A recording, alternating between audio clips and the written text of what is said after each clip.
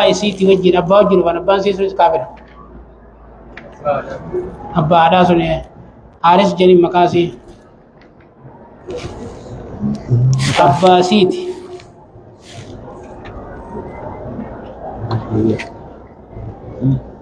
abbaa haadhaa deebatan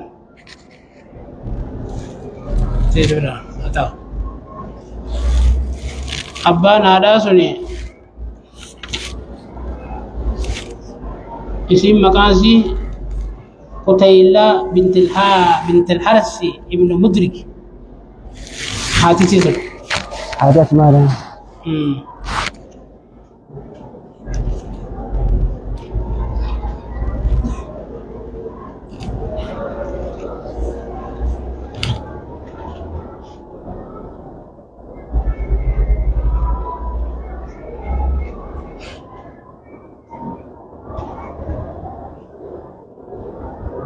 abbasiiti wajjini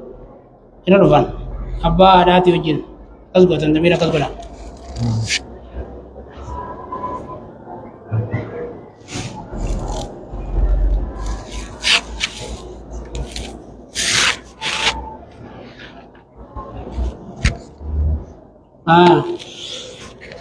باب صفة الشمس والقمر سيفعتوا في جيران وتدبتني بحسبان على حساب أياه تاني قال مجاهد مجاهد كجي كحسبان الرحى أكيا إن صداخوتي يجي وقال غيره أي يجرياني على حسب الحركة الرحوية أكم بدا كنت لقد يوم تكسيد أها بركستي أنشر جالان دوبا أكيا إن سجلت داخوتي أنيجي وقال غيره بحساب حساباني تيمنيجي ومنازل لا يعدوانها منازلاني تيمني بقبل قبن لا يعدوانها منازل سن دبرنيجي حسبان حسبان جتون جماعة حساب دو حسابات مثل شهاب وشهبان شهابي بشوباني ترى لما شوباني كن جميسات شهابي مفردسات جتو جمع تكسير جنين ضحاها جتون قرآن خيسة دبتمسون ضوءها إفايسي جتو أن تدرك القمر جتون لا يستر ضوءه أي جتو جرادا لا يستر إن رويس جتو ضوء أحدهما افتتقو إسان لميني ضوء الآخر إفخاني جتو ولا ينبغي لهما ذلك رويسون سنلين إسان برباد مجتو سابق النهار جتون يتطالبان هل كان يقول أول برباد جتو حسيساني جرجروا على تاني جتو نسلخ ربي قرآن دبته نخرج أحدهما من الآخر خان الرابا فنا أما الكن قيا الرابا قيا الكن الرابا جتو ونجري كل واحد منهما كل إنسان لمنيني أبنا جتو واحية كل واحد منهما كل تكو إنسان لمني راتيني أبنا جتو واهية جتون وهي لا في سميلا تشققها لو إساتجن لو إسيلا لغوك يا من كيس ندلوتي سنتون أرجائها جتون أمو ما لم ينشق منها وان سيران لو ينسوني طرف جتو فعم على حافتيها ملايكوني مقاسير رجلانيا كقولك على أرجاء البير وذلك كقولك سنك يتخيتيت على أرجاء البير كنت على أرجاء البير طرف إلى رتين تيجت أخطش جتون وجنة أخطش في وجنان أزلم دكنا جتو وقال الحسن البصري نكجي كورت تكور نمرمتي حتى يذهب ضوءها افتسيتي يمتتي والليل وما وسق جتو جمع من دابة وان إني الكنرة دابة ولك بيوجين جتو اتسق نماس استوى والقطاية جتو بروجا جتون منازل الشمس والقمر بكادو بجيني بلانيا حرور بوجان بالنهار مع الشمس بوجادا أدو وجيجرا وقال ابن عباس عبد الله بن عباس كجي ورؤبته وشوبته ورؤبته لك الحرور نحن تنسى وقال عبد الله بن عباس كجي الهرور بالليل هرور هلكن جراجي أو هرور جام هلكن جراجي والسموم بالنهار سمو مموج يا جراجي وروبة روبة تمري كبو على تعرف يا عيسى أو غازي عادل أو غازي ما كان أكبر أو جرام غاكيسو ستنديم يقال نجامة يولج جان يكور يولج أي يكور يجو نمر يجو وليجة يجو نمو كل شيء أدخلته في شيء شيء خيس نيتيتيا حدثنا محمد بن يوسف حدثنا سفيان بن مشان ابراهيم التيمي عن ابي الذر رضي الله عنه قال النبي صلى الله عليه وسلم لابي ذر حين غربت الشمس وتدري اين تذهب قلت الله ورسوله اعلم قال فانها تذهب حتى تسجد تحت العرش فتستاذن فيؤذن لها ويشك ان تسجد فلا يقبل منها وتستاذن فلا يؤذن لها يقال لها ارجعي من حيث جئت فتطلع من مغربها فذلك قوله تعالى والشمس تجري لمستقر لها ذلك تقدير العزيز العليم. حدثنا مسلم عبد العزيز بن المختار حدثنا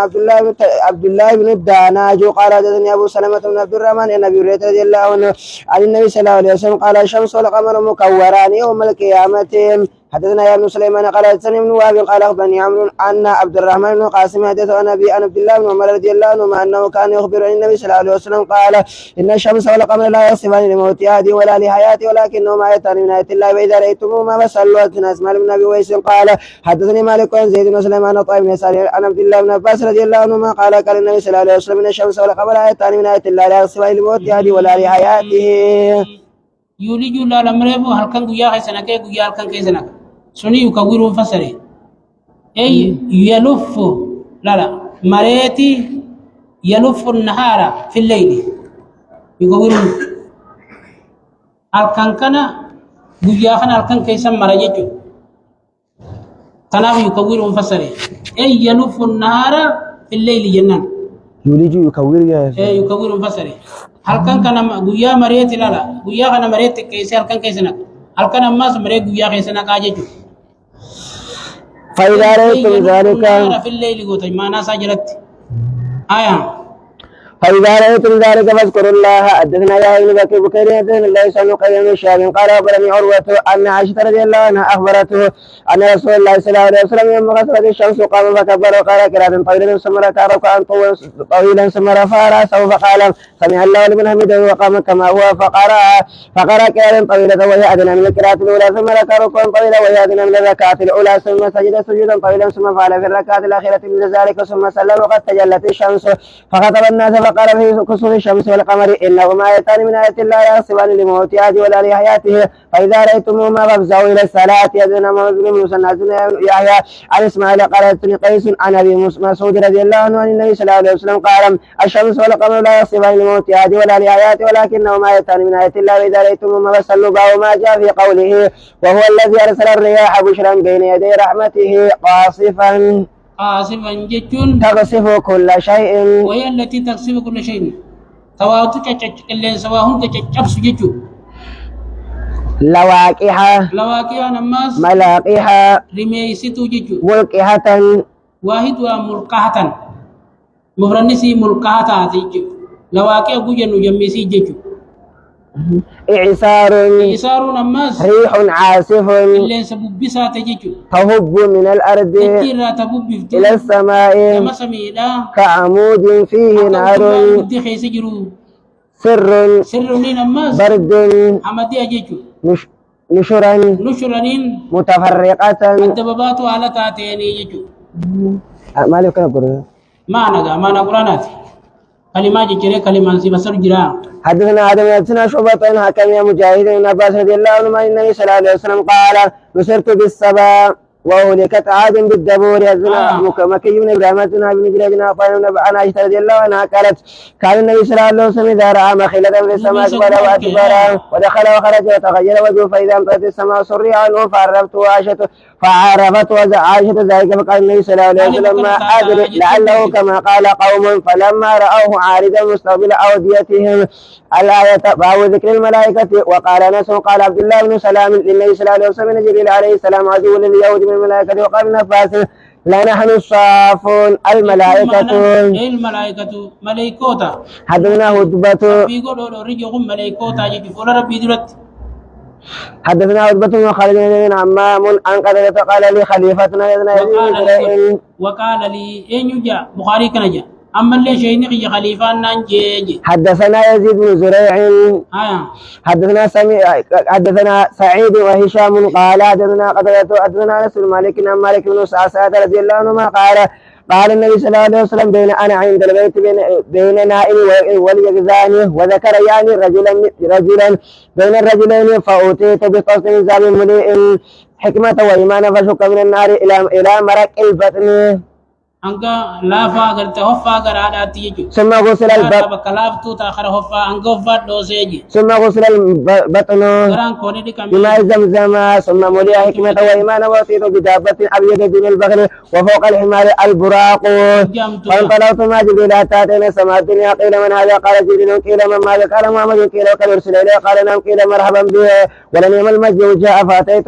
على آدم فسلمت عليه فقال مرحبا بك من ابن ونبي فأتينا السماء الثالثة قيل من هذا قال جبريل قيل من ماذا قال محمد قيل أرسل إليه قال نعم قيل مرحبا به ولنعم المجد جاء فأتيت إلى عيسى ويحيى فقال مرحبا بك من أخي ونبي فأتينا السماء الثالثة قيل من هذا قيل جبريل قال من ماذا قال محمد قيل وقد أرسل إليه قال نعم قيل مرحبا به ولنعم المجد جاء فأتيت إلى يوسف وسلمت عليه فقال مرحبا بك من أخي ونبي فأتينا السماء الرابعة قيل من هذا قال جبريل قيل من ماذا قيل محمد قيل وقد أرسل إليه قيل نعم قيل مرحبا به ولنعم المجد جاء فأتيت إلى إدريس وسلمت عليه فقال مرحبا بك من أخي ونبي فأتينا السماء الخامسة قيل من هذا قال جبريل قيل من ماذا قيل محمد قيل وقد أرسل إليه قال نعم قيل مرحبا به النبي ولنعم المجد جاء فأتينا على هارون وسلمت عليه قال مرحبا بك من أخي ونبي فأتينا على السماء السابقة قيل من هذا قيل جبريل قيل ومن ماذا قيل محمد قيل وقد أرسل إليه مرحبا به ولنعم المجد جاء فأتيت على موسى فسلمت عليه وقال مرحبا بك من أخي ونبي فلما جاوزت بكى فقيل ما أبكاك قال يا ربي هذا الغلام الذي بعث بعدي يدخل الجنة من أمتي أفضل مما يدخل من أمتي فأتينا السماء السابقة قيل من هذا قيل جبريل قيل من ماذا قيل محمد قيل وقد أرسل إليه مرحبا به ولنعم المجد جاء فأتيت على إبراهيم وسلمت عليه فقال مرحبا بك من ابن ونبي فرفع للبيت المأمور وسألت جبريل فقال هذا البيت المأمور يصلي فيه كل يوم 70,000 ملك إذا خرج لم يعود إليه آخر ما عليه ورفعت لي سدرة المنتهى فإذا نبكها لقوها نقرتي ولو بالي فريني سيلا كأنه قلال حجرا هو حجر فكات وورقها كأنه آذان الفيول في أصلها 4 ناران باطنان وناران ظاهران وسألت جبريل فقال أما الباطنان فهي الجنة وأما الظاهران النيل والفرات ثم فرجت علي 50 سلالا فأقبلت تاجيت موسى فقال ما سنة قلت فرجت علي 50 سلالا قال أنا أعلم بالناس منك عليت بني إسرائيل أشهد معالجتي وإن أمتك لا يطيق فرجع إلى ربك فاسأله فرجعت فسألت وجعلها 40 ثم مثله ثم 30 ثم مثله فجعل 20 ثم مثله فجعل 10 فأتيت موسى فقال مثله فجعل 5 فأتيت موسى فقال ما سنة قلت جعلها 5 فقال مثله فقلت سلمت بخير فنودي إني قد أنتهيت فريضتي وخففت عن عبادي وأجزي الحسنات 10 وقال همام من قد أتانا حسن عن أبي رضي الله عنه عن النبي صلى الله عليه وسلم في البيت المعمور حدثنا الربيع حدثنا أبو الأحوص عن الأعمش عن زيد بن وهب قال عبد الله حدثنا رسول الله صلى الله عليه وسلم وهو الصادق المصدوق قال إن أحدكم يجمع خلقه في بطن أمه 40 يوما ثم يكون لغدا مثل ذلك ثم يكون مضغة مثل ذلك ثم يبعث الله ملكا فيؤمر ب4 كلمات ويقال له اكتب عمله ورزق وأجل وشقي أو سعيد ثم ينفق فيه الروح بين الرجل منكم ليعمل حتى ما يكون بينه وبين الجنة إلا ذراع فيسبق عليه كتابه فيعمل بعمل أهل النار ويعمل حتى يكون بينه وبين النار إلا ذراع فيسبق عليه الكتاب فيعمل بعمل أهل الجنة. حدثنا محمد بن سلام أخبرنا مخلد أخبرنا من جناج قال أخبرني موسى بن عقبة النبي قال أبو هريرة رضي الله عنه النبي صلى الله عليه وسلم وتابعه أبو عاصم عن ابن جريج تابعه مخلد جلد فدا قال أخبرني موسى بن عقبة عن أبي هريرة أن النبي صلى الله عليه وسلم قال إذا قال الله العبد نادى جبريل إن الله يحب فلانا فأحبه فيحب جبريل فينادي جبريل في أهل السماء إن الله يحب فلانا فأحبه فيحب أهل السماء ثم يدعو له القبول في الأرض. حدثنا محمد بن أبي مريم أخبرنا الليث حدثنا ابن أبي جعفر عن محمد بن عبد الرحمن عن عروة بن الزبير عن عائشة رضي الله عنها زوج النبي صلى الله عليه وسلم أنها سمع رسول الله صلى الله عليه وسلم يقول إن الملائكة تنزل في العنان وهو السحاب فتذكر الأمر قضي في السماء فتسترق الشياطين السماء فتسمع فتوحي إلى الكهان فيكذبون معها مئة كذبة من عند أنفسهم. حدثنا عمرو بن يونس حدثنا إبراهيم بن سعد حدثنا ابن شهاب عن أبي سلمة والأغر عن أبي هريرة رضي الله عنه قال النبي صلى الله عليه وسلم إذا كان يوم الجمعة كان على كل باب من أبواب المسجد الملائكة يكتبون الأول فالأول فإذا جلس الإمام طوّل أول صحف وجاءوا يستمعون ذكر بن علي بن عبد الله بن سفيان. حدثنا الزهري عن سعيد بن مسيب قال مر عمر في المسجد وحسان ينشد قال كنت أنشد فيه وفيه من هو خير منك ثم التفت إلى أبي هريرة وقال أنشدك بالله أسمعت رسول الله صلى الله عليه وسلم يقول أجب أني اللهم أيد بروح القدس قال نعم. حدثنا حفص بن عمر حدثنا شعبة نبي بن ثابت بن البراء رضي الله عنه قال النبي صلى الله عليه وسلم لحسان أوجهم أو حاجهم وجبريل معك. حدثنا موسى بن اسماعيل حدثنا جرير بن حواد حدثنا اسحاق بن نواب بن جرير حدثنا ابي قال سمعت حميد بن هلال انس بن مالك رضي الله عنه قال كان انظر الى غبار ساطع في سكه بني غنم اكوان من الليل الورقوتين فقاداجي كما كيف جاتو تاتي في سكه بني غنم زاد موسى موكب جبريل كيف فرد جبريل جللا. حدثنا فروه حدثنا علي بن مسير عن هشام بن عروه ابي انس رضي الله عنه ان حارث بن هشام سأل النبي صلى الله عليه وسلم كيف يأتيك الوحي قال كل ذلك يأتيني الملك أحيانا في مثل سلسلة الجرس فيبصم عني وقد وعيت ما قال وهو أشده علي ويتمثل للملك أحيانا رجلا فيكلمني فأعي ما يقول. حدثنا آدم بن شيبان حدثنا يا ابن أبي كثير عن أبي سلمة عن أبي هريرة رضي الله عنه قال سمعت النبي صلى الله عليه وسلم يقول من أنفق زوجين في سبيل الله جاءته خزنة الجنة أيفل هلما فقال أبو بكر ذاك الذي لا توى إليه قال النبي صلى الله عليه وسلم أرجو أن تكون منهم. حدثنا عبد الله بن محمد بن هشام أخبرنا معمر بن الزهري عن أبي سلمة عن عائشة رضي الله عنها أن النبي صلى الله عليه وسلم قال لها يا عائشة هذا جبريل يقرأ عليك السلام فقالت وعليه السلام ورحمة الله وبركاته ترى ما لا أرى تريد النبي صلى الله عليه وسلم أبو نعيم حدثنا عمرو بن زر قال حدثنا يحيى بن جعفر حدثنا وكيع عن عمر بن زر عن سعيد بن جبير عن عباس رضي الله عنهما قال ان رسول الله صلى الله عليه وسلم لجبريل الا تذرون اكثر مما تذرون قال فنذرت وما نتنزل الا بامر ربك له ما بين ايدينا وما خلفنا. حدثنا اسماعيل قال حدثني سليمان عن يونس بن شهاب عن عبيد الله بن عبد الله بن عتبة بن مسعود بن عباس رضي الله عنه من رسول الله صلى الله عليه وسلم قال قرأني جبريل على حرف فلم ازل استزيده حتى انتهى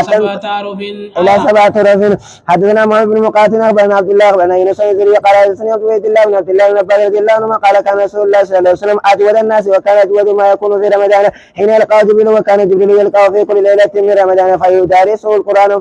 فلرسول الله صلى الله عليه وسلم حين يلقى جبريل اجود بالخير من الريح المرسلات وعن عبد الله دولار تبعا. حدثنا معمر بهذا الاسناد نحوه ذاتي درس مدبر غونه جيجو نحوه باتي مامر غودا ذاتي يونس غوتن نحوه نونتي ماس مامر غوتن هاتي يونس غوتن جيجا. وروى أبو هريرة وفاطمة رضي الله عنهما عن النبي صلى الله عليه وسلم أن جبريل كان يعارضه القرآن. حدثنا أبو تبي حدثنا ليس بن شهاب عن عمر بن عبد العزيز أخر الأسر شيئا فقال له عروة أما إن جبريل قد نزل فصلى من رسول الله صلى الله عليه وسلم فقال عمر اعلم ما تقول يا عروة. وقال سمعت بشير بن أبي مسعود يقول سمعت أبا مسعود يقول سمعت رسول الله صلى الله عليه وسلم يقول نزل جبريل فأمني فصليت معه ثم صليت معه ثم صليت معه ثم صليت معه ثم صليت معه يعصبه 5 صلوات. حدثنا محمد بن بشار حدثنا ابن ابي عدي عن شعبة عن حبيب بن ابي ثابت عن زيد بن وهب عن ابي ذر رضي الله عنه قال النبي صلى الله عليه وسلم قال جبريل من مات من امتك لا يشرك بالله شيئا دخل الجنة او لم يدخل النار قال وان زنى وان سرق قال وان زنى وان سرق جنجوا قال وان وإن زنا وسرق سلمت داتا. حدثنا ابو اليمان اخبرنا شعيب بن ابو الزناد ان رجل النبي رضي الله عنه قال قال النبي صلى الله عليه وسلم الملائكه يتقابلون ملائكه بالليل وملائكه بالنهار يجتمعون في صلاه الفجر وصلاه الفجر ثم يعرج اليه الذين باتوا فيكم فيسالهم وهو اعلم فيقول كيف تركتم عبادي فيقول تركناهم يصلون واتيناهم يصلون باب اذا قال احدكم